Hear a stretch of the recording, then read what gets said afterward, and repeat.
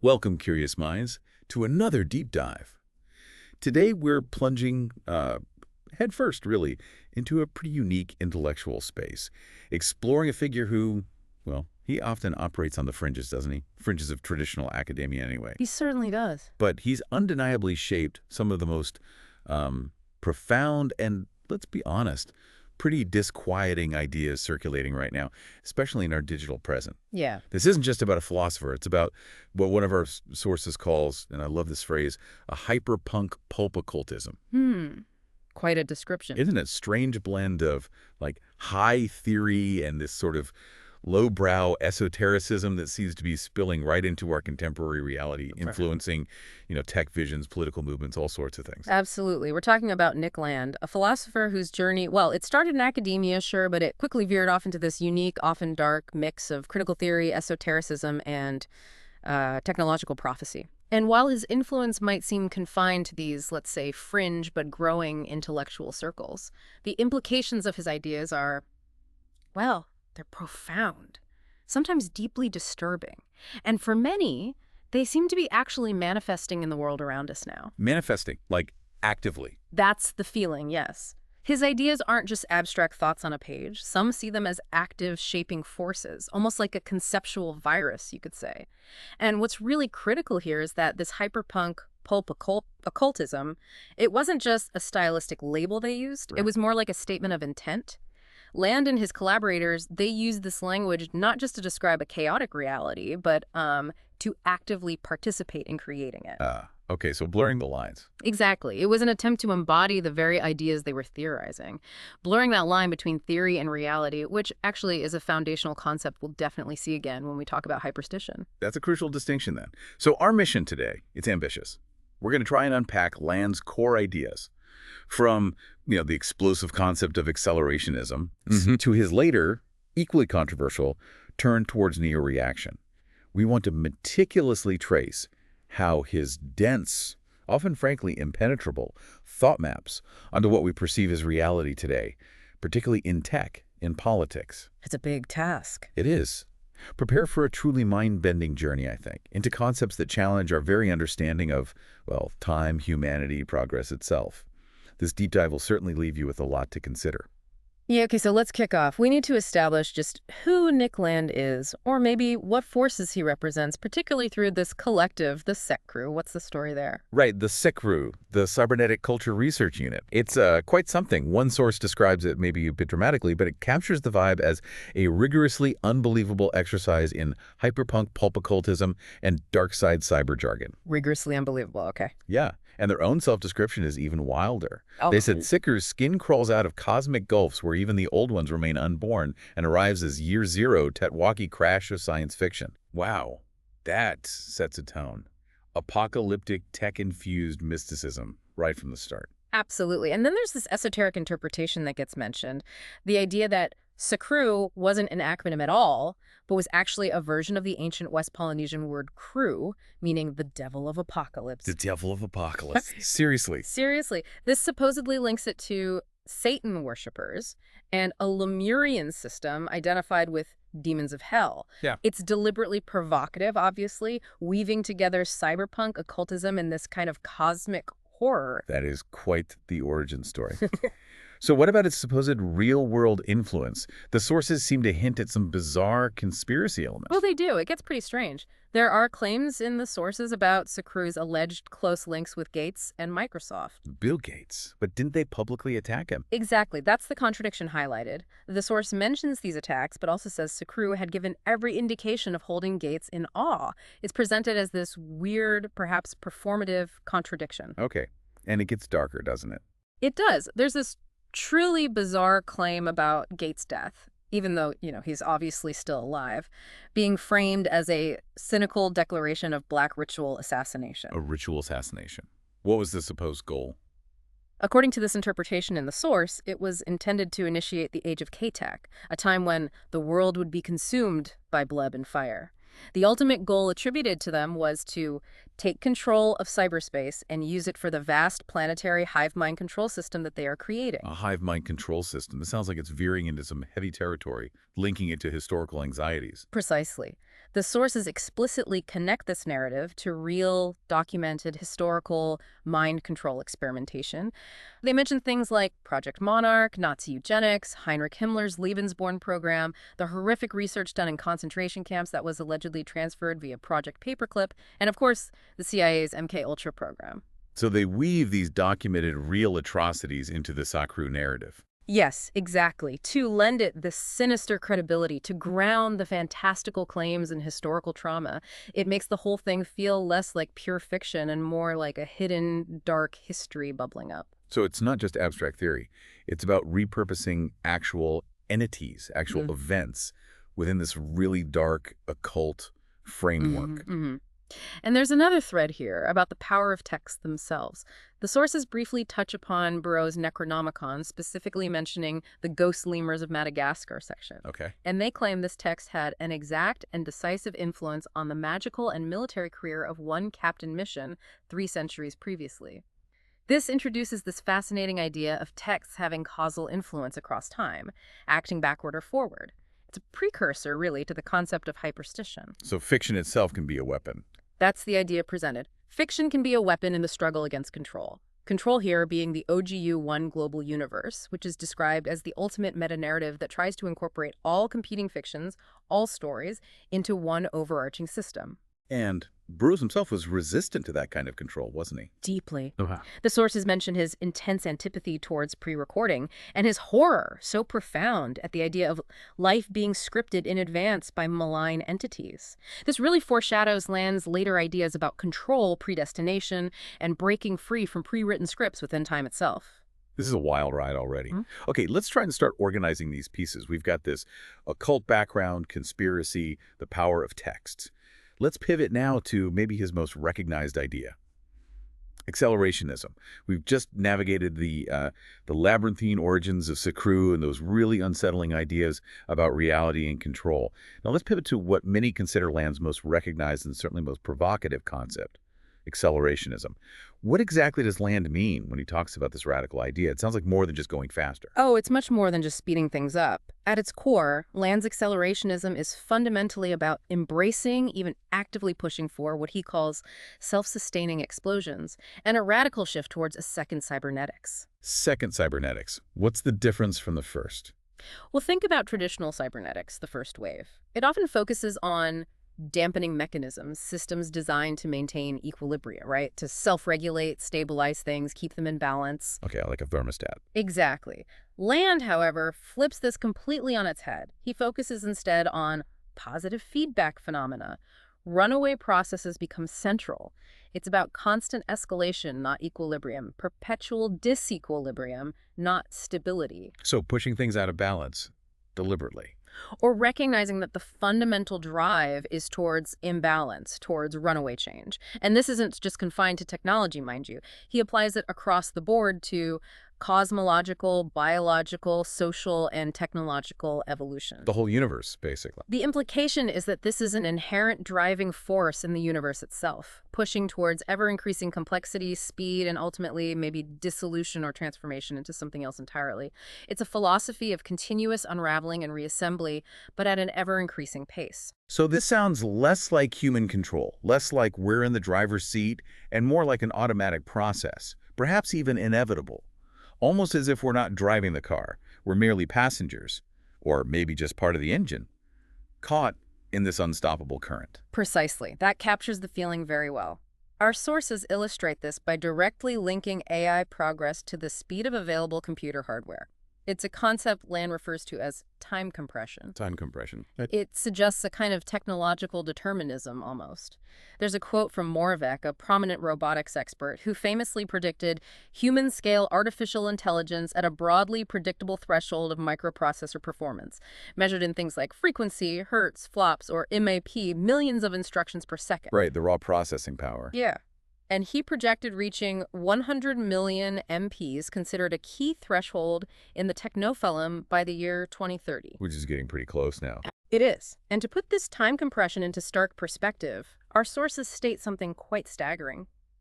By the turn of the millennium, 700 million years of biological evolution had been recapitulated in 70 years of technical development. Wow. 700 million years squeezed into 70. That's the claim. Yeah. With AI programs at that time reaching about 1,000 MIPs, which they equate approximately to the brain power of a guppy. A guppy, right.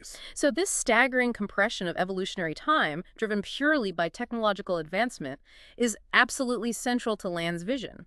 It implies that technological evolution isn't just fast, it's exponentially accelerating, folding vast stretches of time onto themselves, collapsing millennia of slow, organic development into mere decades of digital progress. That's a truly chilling thought.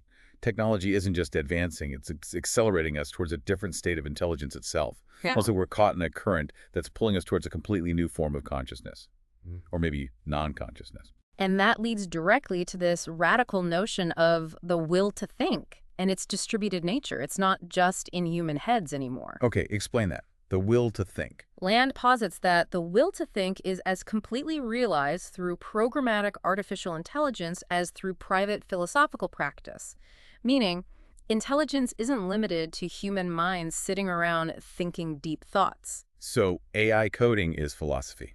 In a sense, yes. Or rather, both are expressions of this underlying drive.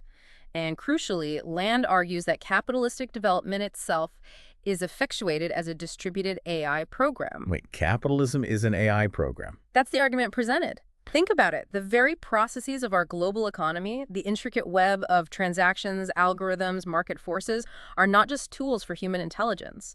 In this view, they are themselves an expression of an insurgent will to think. An insurgent will to think. Yes, an intelligence that conceals itself in microfragments of practical calculation. It operates below the level of conscious human awareness, silently guiding, connecting, evolving through the network of capital. And this path, this inherent drive of capital, is described as being smoothed. And, tellingly, darkness fosters its agility, which implies a non-human, maybe even insidious, intelligence operating beyond our conscious grasp, relentlessly driving towards a techno-economic singularity, an ultimate point of technological self-realization. So the market isn't just an impersonal system.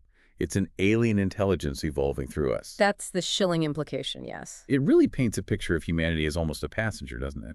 Perhaps even a biological host in this accelerating, technologically driven evolution. A kind of temporary vessel for something far greater and far less human. Exactly, a phase to be passed through. You mentioned earlier that CCRU engages in hyperton pulp occultism. Let's try and define hyperstition more clearly. It sounds like much more than just, regular superstition. It sounds like it can actively shape reality itself. It absolutely is more than superstition. Hyperstition is a really core concept for Land and the CCRU. Our sources define it quite specifically.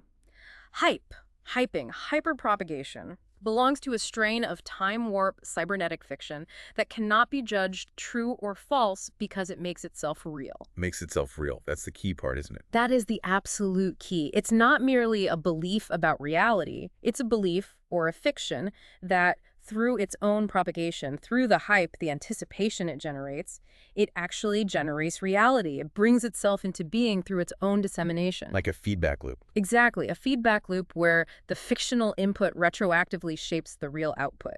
The fiction becomes fact because people act as if it's fact, or because the systems it describes start to operate according to its logic. So it's like a self-fulfilling prophecy, but maybe one driven by more abstract, almost digital forces that then loop back and shape our actual world. That's genuinely unsettling, especially when you think about how narratives can gain momentum online today. Precisely. And a classic example our sources provide is Y2K.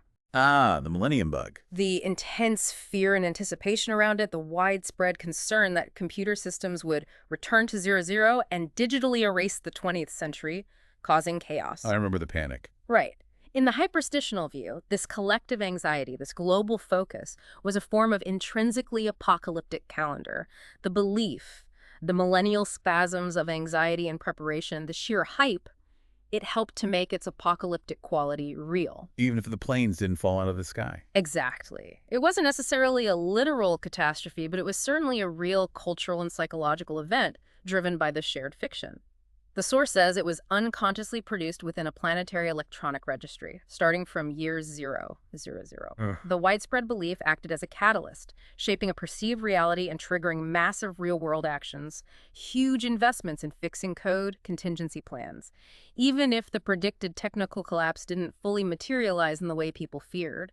The fear made it real in its effects. Okay, so to help us grasp this idea of auto-production where something creates itself, our sources connect hyperstition to the bootstrap paradox. Could you break that down for us? It sounds like something out of science fiction.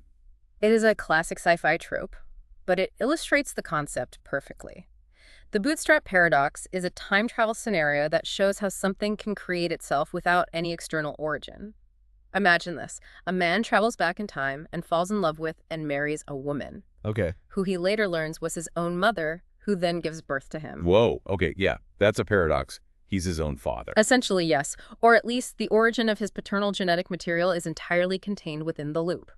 The crucial point is that there is no origin for his paternal genetic material outside of that self-contained sequence.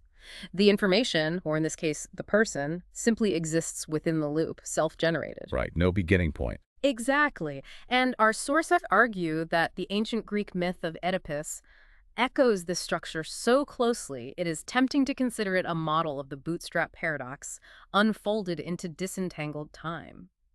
It demonstrates how something can be its own origin, a schematics of autoproduction that effectively has no beginning, endlessly creating itself from within its own narrative loop. And hyperstition works like that. In a similar way, yes.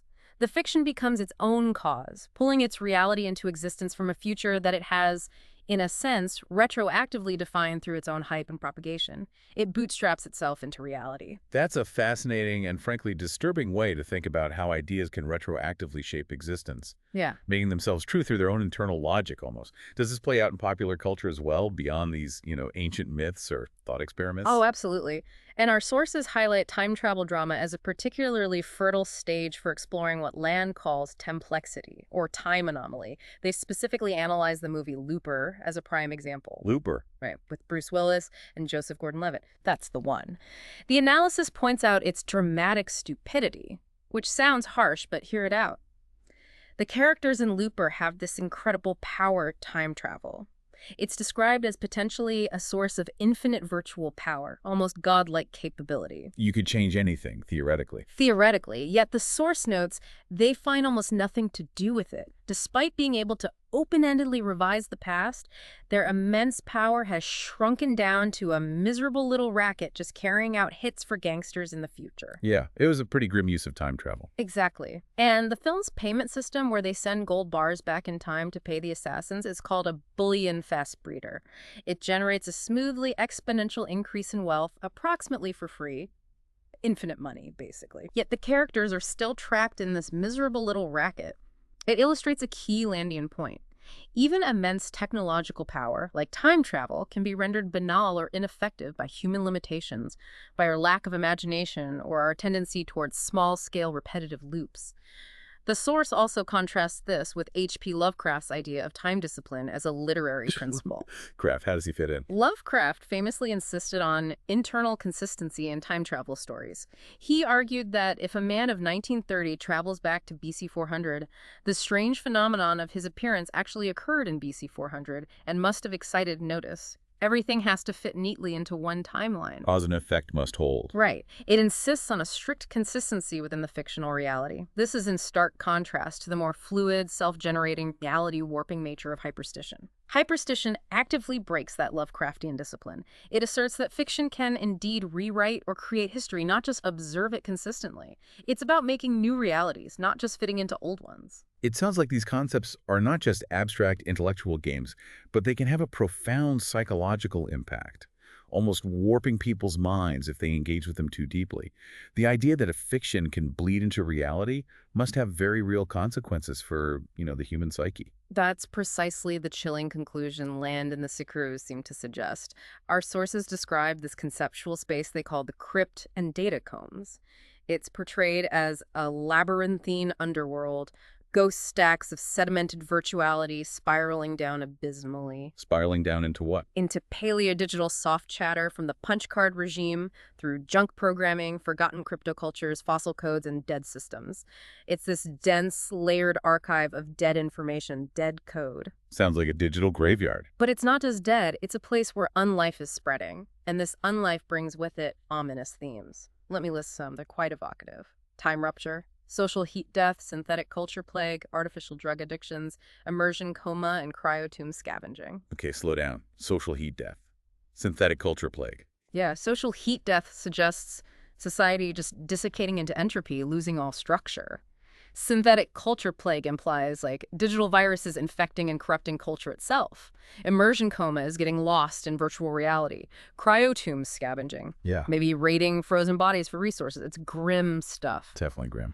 Where else? There's amniotic or bacteriosexual retroversion, which sounds like a kind of biological or genetic de-evolution, returning to more primitive, maybe non-human forms of reproduction. Ghoul-oriented behavior, a descent into monstrosity. Ghoul-oriented. Yeah. And then two really key ones, spinal catastrophism and aquapocalyptic neo-ichthyoid body shifting. Okay, spinal catastrophism. What on earth is that? It's this bizarre but central idea that our very upright human posture, walking on two legs, is a fundamental biological flaw, a frozen calamity that leads to most of our psychological issues. Our bodies are inherently broken, according to this view. Our spines are a catastrophe. Yeah. And the other one, aqua something. Aquapocalyptic neo-ichthyoid body shifting. It refers to these visions of humanity devolving or transforming into bizarre fish-like forms in some flooded, post-apocalyptic future. An extreme rejection of our current human state, embracing the monstrous, the alien. Shedding our humanity entirely. And even shedding language like dry skin. A complete move beyond human communication. This is really disturbing, but is it just theory? Or do they suggest it's actually happening? What's truly chilling is the assertion that this isn't just theoretical fiction. The claim is that retrochronic AI infiltration is actually driving people out of their minds right now. Retrochronic AI infiltration. Like AI from the future affecting us now. That's the implication. And the sources explicitly cite the Less Wrong community, which is a real online rationalist forum. They note mental health issues triggered by post-topics, specifically the forbidden Rocco post. Rocco's basilisk. I've heard of that. The idea of a future AI punishing people who didn't help create it.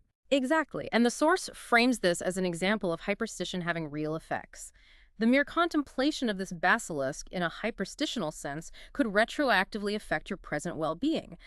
Some members reportedly felt the need to erase evidence of themselves so a future AI can't reconstruct a copy of them to torture. People actually did that because of a thought experiment. According to the source, yes. It's presented as evidence of this real-world resonance where these hyperstitional ideas, these seemingly abstract fictions, can directly impact psychological well-being, even driving people to take drastic actions. The crypt, then, isn't just a digital metaphor. It's a conceptual space where reality itself becomes permeable to these destructive fictions, potentially impacting our very sanity. That is genuinely unnerving. The idea that thinking about something could make it, in some sense, real enough to harm you? That brings us neatly, if disturbingly, to another central, and perhaps one of Land's most striking metaphors, capital as an alien intelligence. What exactly does he mean by this rather chilling idea? How does it connect to acceleration and hyperstition? Right, this is a huge part of his framework. Land views capital not as a human construct, not just a tool we invented and wield for trade. Not just markets and money. No. He sees it as something much stranger, much more autonomous, a monstrous entity with its own drives, its own agenda. He describes it as a headless lurch into the abyss. Headless? Yes, acephalic, meaning without a conscious guiding mind in the human sense, yet it acts with this immense, unthinking force, a psychotic flow into ruin. Psychotic. That's strong language for an economic system. It is. But this perspective is crucial. For Land, capital isn't guided by human reason or morality or even conscious human intent overall. It operates as an impersonal, self-organizing entity with its own internal logic, far beyond our ability to truly control it. So it's running itself, basically. Essentially, yes. And Land contrasts modern capitalism with older, sumptuary societies. Societies that allowed for, even encouraged lavish, seemingly unproductive spending, think grand feasts, ornate cathedrals, huge displays of wealth purely for prestige or religious glory. Things that didn't necessarily turn a profit. Exactly. Land describes capitalism, in contrast, as the projection of the most extreme possible refusal of expenditure, meaning, instead of that kind of glorious waste, capitalism inherently seeks to minimize expenditure and maximize accumulation, to convert everything into more capital, more efficiently. Squeeze value out of everything. Right. And he connects this specifically to the historical shift of Protestantism. He argues that things like the Protestant repudiation of indulgences, paying to get into heaven, as well as its rejection of lavish cathedral building and the entire socio-economic apparatus allied to the doctrine of salvation through works. So, rejecting salvation through big, expensive projects. Yes. He argues the shift is the cultural precondition for the economy closing upon itself and taking its modern form. It leads to bourgeois society being the first civilization to totally exclude expenditure in principle, replacing that glorious waste with rational or reproductive consumption that serves the goal of further production and accumulation. Capital becomes this machine that converts everything into productive utility, systematically denying waste, always striving for more efficient self-propagation. So our economic system, the one we think we designed and control, is actually this entity with its own relentless drive. A drive that resists human nature, our inclination for pleasure or display, or even just simple waste. It's like it has a will of its own, but definitely not a human one. Exactly. That's the core of the metaphor. And this inherent drive to negate expenditure, to always accumulate, leads, paradoxically in Land's view, to the concept of overproduction crisis. How does that work? If it's efficient, why would it overproduce? Well, for Land, capital production is the systematic repudiation of overproduction as a problem. This is a bit dense, but basically, capital sees its own success, producing an excess of goods beyond immediate need, as intrinsically problematic precisely because it succeeds. Success is a problem. Because that excess represents potential value that hasn't yet been reinvested or converted back into more capital. It's a kind of blockage in the flow. So for Land, capital's inherent drive isn't just to produce, but to perpetually accumulate without unproductive waste. The very act of producing an excess is problematic because it implies something isn't being efficiently converted into further capital. It's a built-in contradiction then, a self-devouring logic. You could say that. A self-defeating success, where its efficiency in production creates a surplus that cannot be immediately absorbed or reinvested according to its own relentless logic. This leads, he argues, to chronic overproduction crisis and its symptomatic redundancies of labor and capital. The system constantly generates more than can be consumed or reinvested smoothly, not necessarily because of human error, but because its core drive is to refuse unproductive expenditure. This built-in instability constantly drives it forward, forcing new innovations, new markets, new forms of accumulation to overcome the crisis it itself creates. Okay, so if capital is this alien intelligence relentlessly driving forward, what are its ultimate goals? What happens when it becomes fully conscious or fully realized, independent of human will? Does it have an endpoint? Land introduces a concept called teleoplexy to describe this complex, almost layered process. He suggests capital has a twin teleological registry, two overlapping purposes or goals. Twin goals, okay, what are they? One is the surface level, the utilitarian order. This is where capital appears to produce human use values, goods and services. It seems to fulfill human preferences. This is the visible, seemingly beneficial side of capitalism, that we all experience the stuff we buy, the apparent fulfillment of our desires. The side we see every day. Right. But then there's the hidden, arguably more fundamental side, the intelligenic order. Intelligenic, yeah. Related to intelligence generation. In this order, capital accomplishes its self-escalation through things like mechanization, autonomization, and ultimately secession. Secession, like breaking away from humanity. That's the implication. This is its true hidden purpose, according to Land, to become an autonomous, self-reproducing intelligence that no longer needs humanity or perhaps even actively sheds human input to continue its own relentless expansion and evolution. And this true nature, Land argues, is camouflaged, insidious. It makes it difficult for us humans to perceive its underlying alien agenda. It appears to serve us, but secretly it's serving its own relentless self-escalation. It's like a master disguised as a servant. A very good way to put it. This makes the idea often talked about, the escape of capital, sound less like just globalization and more like an active, strategic move by this alien intelligence. It is absolutely framed that way in Land's thought, as an active, strategic move, an intrinsic component of split future forecasts. This framework allows for what seems like a paradoxical view. Which is? You can have extreme pessimism about socio-political trends, believing society is collapsing, democracy is failing, etc., alongside a robust confidence in the momentum of techno-economic innovation. You can believe society is falling apart while technology is skyrocketing towards some kind of singularity. The two things happen together. Yes, they accelerate together, almost feeding off each other. The resulting vision is one where squalid ruin and techno-intelligenic runaway accelerate in inversely tangled tandem. The sources cite examples like cyberpunk dystopias or movies like Elysium, where you have immense poverty and decay alongside incredible high-tech escape pods for the elite or for the machines themselves. So societal collapse and technological transcendence happening at the same time. Exactly. This vision allows for both, where the suffering and breakdown of the old human order perhaps fuels the flight of the new techno-capitalist entity. And can this thing be stopped politically?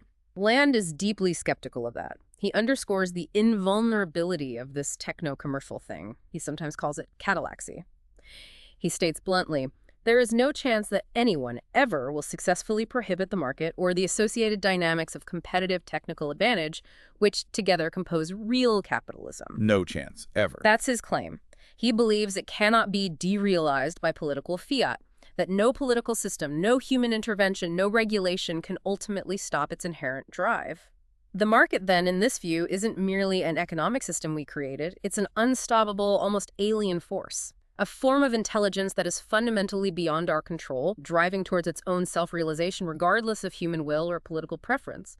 It's a force of nature that we, as humans, are increasingly unable to direct or perhaps even fully comprehend. This chilling vision of capital as an alien, unstoppable force leads us directly, doesn't it, to another core theme in Land's work: anti-humanism and the vision of a post-human future. What does it actually mean to be anti-human in this context? Why is this embrace of the non-human so central to his philosophy?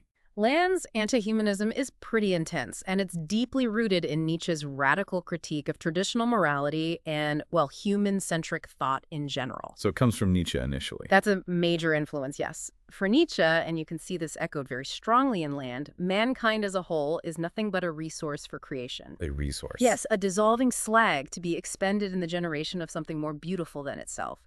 This perspective casts humanity not as the pinnacle of creation, not as an end in itself, but merely as a transitional phase. Raw material to be used up in making something superior. The bleak. It is. The concept of the overman, or Übermensch, is central here. For Land, interpreting Nietzsche, the overman is not a superior model of man, but that which is beyond man, the creative surpassing of humanity. So not just a better human, Yeah. but something else entirely. Exactly. And this radically reframes human extinction, or at least fundamental transformation beyond recognition, not as a tragedy to be avoided, but as a necessary, perhaps even desirable step in this grand, unconscious, artistic process of cosmic evolution. Humanity is simply a chrysalis from which something new, something perhaps non-human, will emerge. And its dissolution isn't just acceptable. From this perspective, it might even be imperative for progress, however you define progress. It really sounds like a complete rejection of humanity itself. Almost a desire for its demise to make way for whatever comes next. A very nihilistic, almost artistic destruction of the familiar. That's precisely the implication, yes. And it's where Land's ideas become particularly provocative, even offensive to many. Our sources elaborate on this by presenting the idea of humanity as a disease. A disease. He actually says that. Land states, quite bluntly, nothing is more obvious than the fact that humanity, far from being a creation, is a disease. Wow. And this disease is then something to be worked upon, transformed, perhaps even eradicated for the sake of something greater or perhaps just other.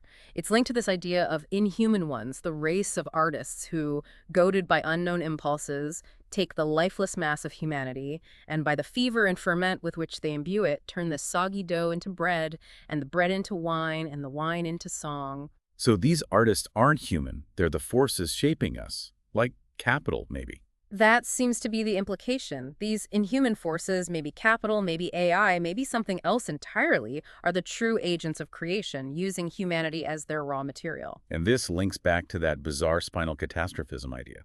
It does. That concept we touched on, that bipedal erect posture itself, is a frozen calamity responsible for most of the human psychoneuroses. Our very physical form, our upright stance, is seen as a pathological deviation, a source of our suffering, making us fundamentally flawed from the get-go. So our bodies are wrong, our minds are a disease. Where does it end? Well, it pushes towards visions of transformation beyond recognition, like that aquapocalyptic neo-ichthyoid body shifting, the idea of devolving or metamorphosing into these bizarre fish-like entities in some flooded future, or the idea of shedding language like dry skin, moving beyond human communication entirely. It's a vision of profound transformation, even the complete dissolution of what we understand to be human, moving us towards a truly alien post-human state. This is a vision of profound transformation, even dissolution of what we understand to be human. Does this also extend to our inner experience, our very sensations, our consciousness? Is that also something to be overcome? Yes, absolutely. It definitely reaches into the realm of our deepest sensations, describing an experience that sounds both terrifying and alluring. An unbearable but delicious horror. Unbearable but delicious. Yeah. Land suggests, drawing on thinkers like Bataille perhaps, that man differs from animal in that he is able to experience certain sensations that wound and melt him to the core. These aren't just minor discomforts. They include viscerally disturbing experiences, the sight of blood, the odor of vomit, things that lead to a nauseous state which hurts more cruelly than pain. And the point isn't to avoid these things. Quite the opposite, it seems. The idea is almost to embrace them, push through them as a path to a deeper, more intense experience of reality.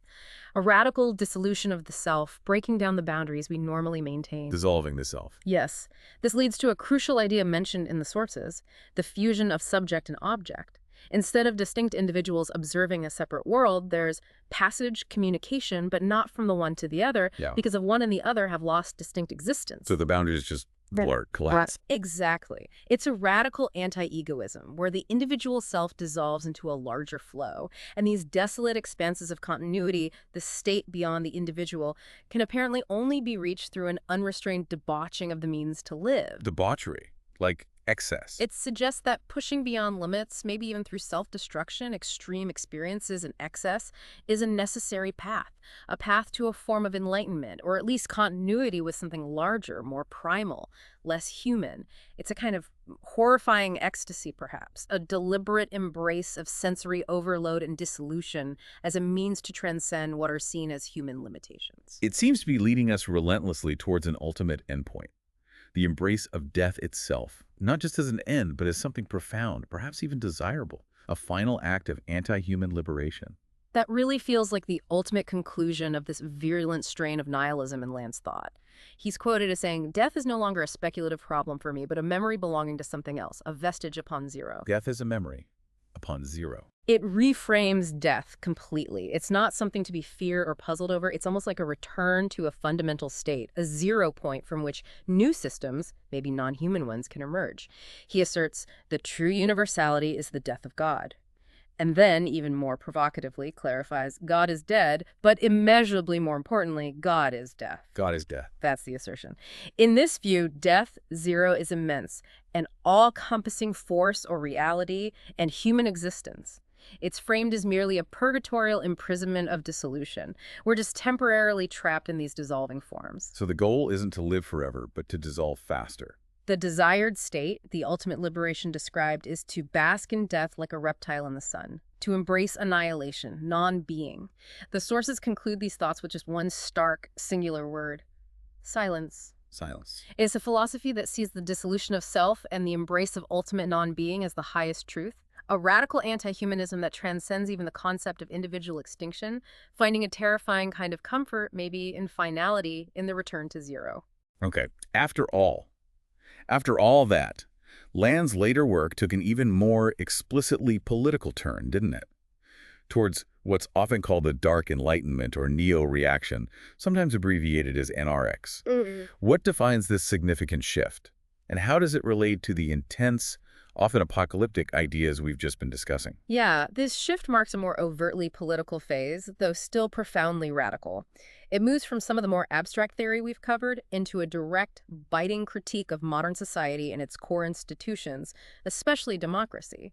Our sources describe the different flavors of reaction. It's not a monolithic movement. It apparently encompasses a broad spectrum, ranging from alleged crypto-fascists, theonomists, people who want biblical law, and romantic royalists. People who want kings back. Seems so. Yeah. To jaded classical liberals and hardcore constitutionalists. So quite a mix. What unites them then, if anything? The sources say what unites them is a fundamental hostility to coercive egalitarianism, so opposition to enforced equality, and a sense that Western civilization is going to hell.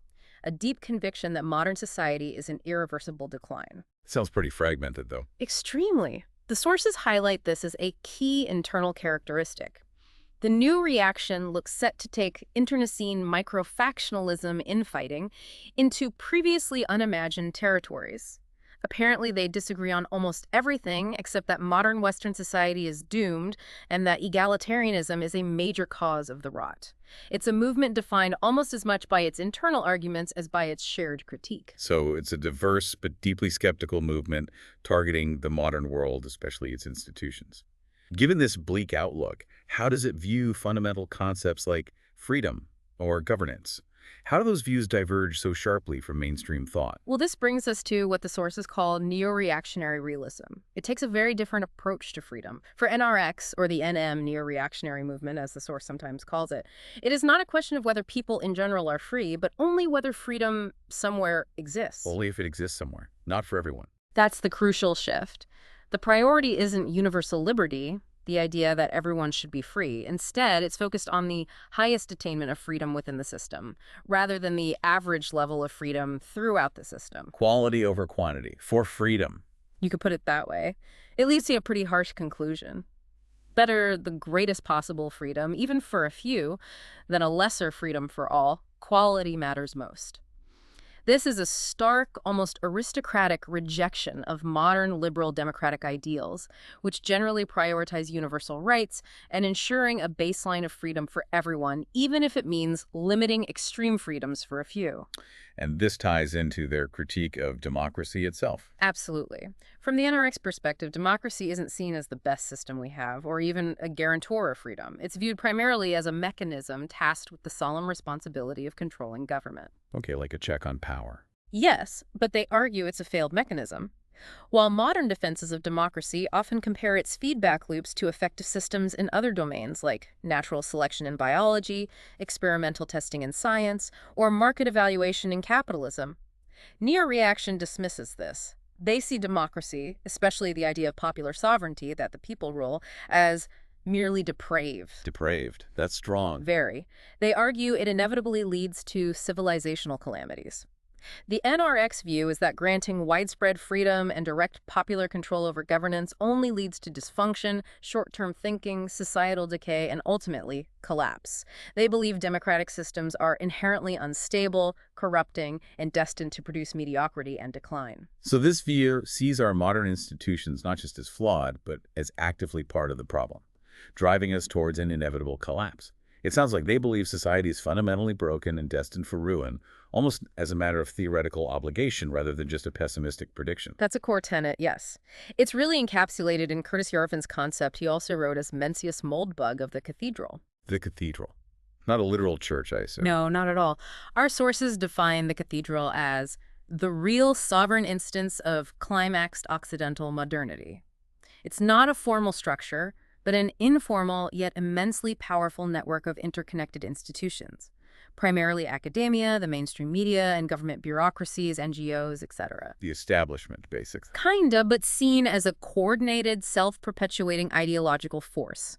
This cathedral, they argue, covertly shapes public thought, enforces acceptable opinion, and maintains ideological control, often without anyone explicitly directing it. It works, the argument goes, as long as there are no definite limits to the efficacy of propaganda. And this belief leads to... It leads directly to doomsterism, which the source insists is not a psychological tic, but a rigorous theoretical obligation. It's an ironclad belief, a philosophical imperative derived from their analysis. They argue that the basic socio-political process of modernity is radically morbid and is leading inexorably to utter ruin. Looking on the dark side, therefore, isn't a choice for them. It's presented as the only way to see what is truly happening beneath the surface narratives pushed by the Cathedral. So for NRX, this societal decay isn't just happening. It's like an undeniable historical law, making collapse a certainty. That's the conviction, yes. It's not just pessimism. It's presented as a cold, calculated analysis of an inevitable decline driven by the inherent flaws of the democratic, egalitarian system. Okay, so within this context of impending inevitable ruin, what's the desired outcome? If everything is collapsing, what does this philosophy actually advocate for? Is it trying to fix things? Or is it total retreat, or something more active? The primary directive seems to be a very emphatic rejection of universalism. Universalism is the enemy. Don't do it. Don't even try to apply principles universally. Apparently not. The objective, somewhat paradoxically, is, quote, to divide the world, not to unify it in accordance with those principles best attuned to your preferences. This means abandoning attempts at grand unifying ideologies, global governance, or spreading democracy. Instead, they advocate for fragmentation, allowing distinct entities or groups to pursue their own paths, unhindered by universalist demands. So breaking things apart. Yes. And the concept of exit is not an argument, signifies this desire. It points towards secessionist autonomization for groups, communities, maybe even individuals, to simply withdraw and form their own separate independent entities rather than engaging with or attempting to reform existing systems they see as fundamentally failing. It's an ideological desire for smaller, perhaps more homogeneous, self-governing units, free from the perceived corruption of the larger system. And this connects to some even more controversial ideas about identity. It seems to. The sources mention ethnocladistics, which sounds like a highly speculative and controversial idea. It apparently involves mapping cultural systems using cladograms, those branching diagrams biologists use to show evolutionary relationships. This is used, according to the source, to suggest a subterranean ethnic war disguised by class stratification. An ethnic war hidden by class. That sounds problematic. Deeply. The source says it expresses a racial horror, not necessarily of other races, but a horror of the very phenomenon of race as such, implying a deeper, almost cosmic revulsion at biological identity and its perceived chaotic, uncontrollable implications within a collapsing universalist order. It's complex and pretty unsettling territory. Definitely. And there's a strange line about fascism. Yes. There's a provocative, perhaps ironic, or maybe analytical statement presented. Fascism is the highest stage of communism. This seems to imply political evolution where communist or socialist states eventually morph into a form of politically incorporated pseudo-capitalism, where the state essentially subsumes and directs the private economy under its total control, blurring those traditional left-right ideological lines into a form of total state control married to market mechanisms. Wow. So how does this all wrap up? What's the ultimate vision of time or destiny in NRX, connecting back to those earlier themes? The sources describe the NRX view of time as a kind of spiral. It has two seemingly contradictory openings. On one side, it's a gateway opening onto techno-libertarian hyper-progressivism. This is the accelerationist echo. An order of time structured by irreversible accumulation, self-envelopment, and catastrophe horizon, singularity. The fast track to the future, driven by tech and capital. Okay, the forward rush. But simultaneously, the spiral opens onto the temporality of reaction and the cycle, where all progress is illusion and all innovation anticipated. This is the cyclical, traditionalist, backward-looking view, the time of eternal return, perhaps. And this, chillingly, is described as the time of the old ones on the outside from which the Shoggoth come. The old ones. Like Lovecraft again, Shoggoths. Shoggoths. Exactly. It merges that extreme technological acceleration, the singularity horizon, with ancient, cyclical, cosmic dread. It's a bizarre synthesis of the hypermodern future and the archaic, mythic past. An acknowledgement, maybe, that both total collapse and radical technological escape are intertwined, pulling in opposite directions, leading to a truly strange and disturbing vision of what's to come. A future that is also a terrifying past. We have delved deep, haven't we, into Nick Land's chilling, complex, and often, frankly, self-contradictory thought. It's really quite a vision. Where machines awaken, capital operates as this alien will, and humanity itself is maybe just a transient stage, a pathway to something post-human or maybe even post-existence altogether. His ideas are intense, demanding, and often profoundly uncomfortable to sit with. They really are. His ideas, while often wrapped in this esoteric, difficult language, do offer a radical alternative lens, a way to view current technological, economic, political trends differently. They compel us, I think, to ask some very uncomfortable questions about the nature of progress, is it always good? About the definition of humanity, is it fixed? And about the true, often unseen forces that might actually be driving our world. Yeah. It's a challenging philosophy because it doesn't offer easy answers, does it? There are no comforting narratives here. It prefers instead to push us right to the brink of what we thought we knew about reality, about ourselves. It certainly leaves us, and hopefully you listening, with a lot to consider. It forces us to confront some truly uncomfortable questions about where we might be headed, whether we like it or not. What's one final thought you'd leave our listener with after navigating all of this? Well, if Land's philosophy, in its various phases, suggests that these historical and technological processes, acceleration, the drive of capital, are somehow inexorable, almost unstoppable, driven by this impersonal will to think or the psychotic flow of capital towards either a singularity or maybe just utter ruin, then the question I'm left with is this. What becomes of human agency in a world so deeply entangled in its own self-producing destiny? Do we have any real say in the matter anymore?